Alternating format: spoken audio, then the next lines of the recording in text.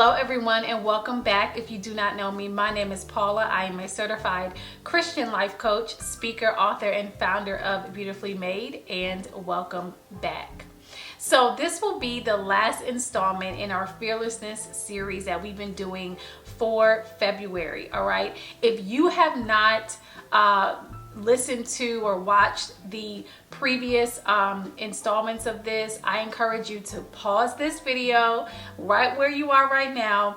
Go ahead and watch those two so that you can get a full picture of what it is that we're talking about. So before I jump into this particular message, I just want to give a quick recap. All right, so when we talk about fearlessness is simply the confidence in knowing that if you fall, God will always catch you.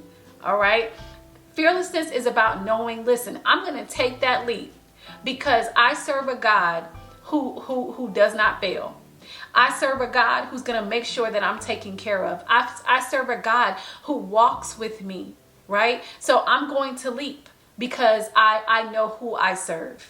Right? And so we talked about some women in the Bible who exemplified fearlessness. And then last week we touched on what blocks our fearlessness. So I want to end this with how to embrace fearlessness. All right. And these are going to be some action items.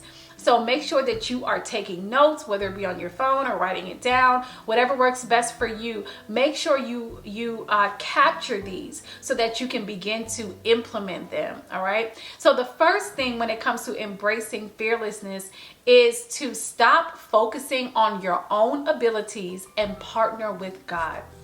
Listen, I know as women that we can juggle a lot, right? Like God has wired us to be able to handle so much going on at the same time. I think it's an incredible ability that He has given to us. But we have to be careful in that because we can get into this unconscious habit of trying to figure things out on our own, trying to move in our assignment by ourselves. And the fact is that God is the one who gave us our assignment. The Bible says that before there was ever one day of our life that happened, God already had our days laid out. He gave us purpose before the very foundations of the world. So we have to partner with Him, the one who gave us purpose, the one who we have identity in, so that He can guide us as we fulfill our assignment. Some of us get frustrated because we feel like, well, God, I'm not moving forward. I'm not seeing any fruit from what I'm doing. I just feel like the work I'm doing is just null and void, like it's just useless. But that is not true. That's not true. The work that you're doing is not useless. But my question to you is, are you doing it by yourself or are you doing it with God? What does that look like? It looks like before I sit down to write out content or to record a video, I pray. And I ask the Lord, guide me in this. Let these words be yours and not my own. Let whoever listens to this or watches this, let them be encouraged and motivated and be drawn closer to you. That is what it looks like to partner with God. It looks like welcoming Him into every part of the fulfillment of our assignment, not trying to move and do what we see everybody else doing, but allowing Holy Spirit to lead us and guide us. The second way we embrace fearlessness is you have to stop looking back. Stop looking back. A lot of times we're hesitant to move forward because we're still looking back. And I don't know about you, okay? But trying to walk forward while your head is still turned back, I don't think that's the easiest thing to do, okay? You run the risk of falling into something. You run the risk of bumping into something. You run the risk of hurting yourself because you're still looking back, but you're trying to go forward. It cannot work. It cannot work. You will not progress. You will not be effective as you could be because you're still looking back. You're still thinking about the mistakes you made. You're still thinking about who hurt you. You're still thinking about why things happened the way that they did. You're still thinking about the doors that didn't open for you. You're still thinking about the opportunities that you feel like you missed. You're still looking back, but you're trying to move forward and you're not progressing. And God can't effectively move you in the direction he wants you to go if you're still looking back. So it's time for you. It's time for you to change your perspective. It's time for you to no longer look at the past and focus on the ifs and the whats and the whys, but to look to what could be, to see the potential in what's in front of you, and to work, to put your hands to the plow, to go where God is leading you to go. Stop looking back. The next way to embrace fearlessness is start moving. Start moving. Some of us get stuck because we're like, well, I don't know what the next step is. I don't know what it's going to look like. If I make this move, I don't know what it's going to be. Listen, none of us have the answer to that question. Why? Because we are not the creator. We're not the one who knows the beginning from the end. That's God. He knows what's going to happen next week. He knows what's going to happen next year. He knows what 10 years from now, what our life is going to look like. That's God. Only God has that knowledge. He knows. We don't. Nobody in the earth can give you what is going to happen. But God knows. So when you start moving, you have to trust that, okay, I'm going to take one step. God will light up the next step. Okay, I'm going to take that step. God will light up the next step. I'm going to take that step. And you just keep moving. And the last thing is remembering your why. Why are you doing what you're doing? Your why should be about purpose and not profit. See, the world tells us hustle, grind, get the bag, get the money. That's what the world says. But when you are really intentional about serving God and building up his kingdom, it's about purpose. But you have faith and hope that within that, God will provide your every need.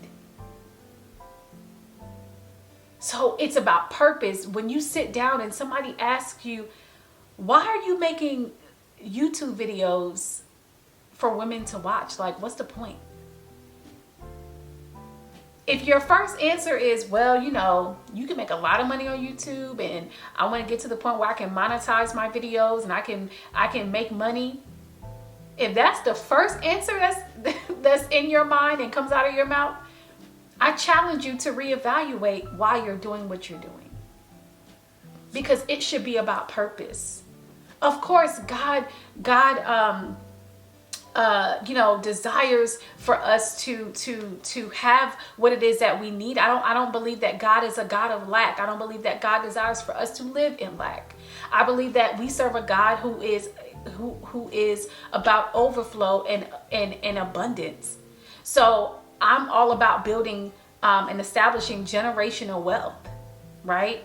I want to be able to set things up for my children so that when they enter into this world, that they already kind of have a head start.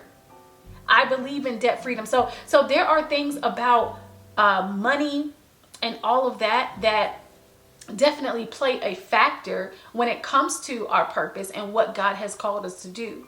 But what I'm saying is that it shouldn't be all about the money.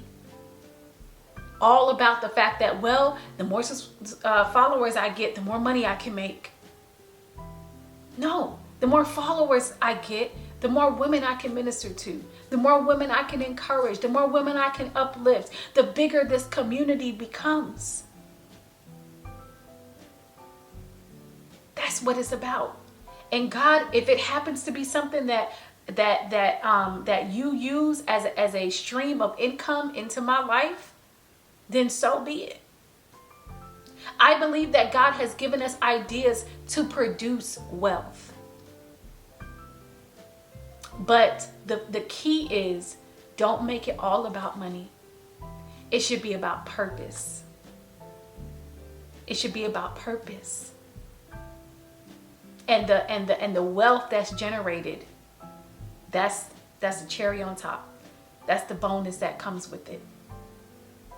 That God would allow you to be able to get up every day and work your gift. And through the working of your gift, you're establishing wealth. Generational wealth. You're establishing a legacy. I hope this is making sense, all right?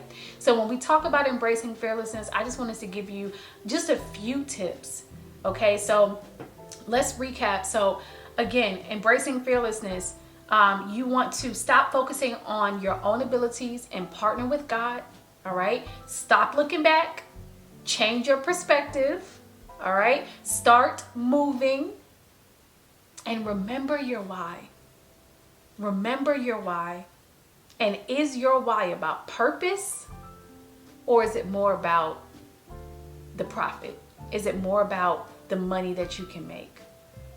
Or is it about the purpose behind it?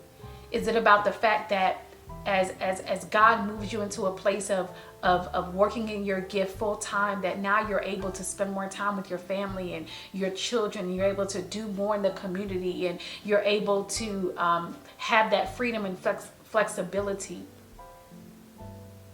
What is your why? What is your why? All right. I hope that this was a blessing to you and encouragement. Listen, this series on fearlessness is just as much for me as it is for you. Okay. As I minister to you, I'm ministering to myself. All right. And I believe that whenever I come on and record, that God's words are really going forth, that God's heart is really going forth through these recordings, through this content. So really soak this up, all right?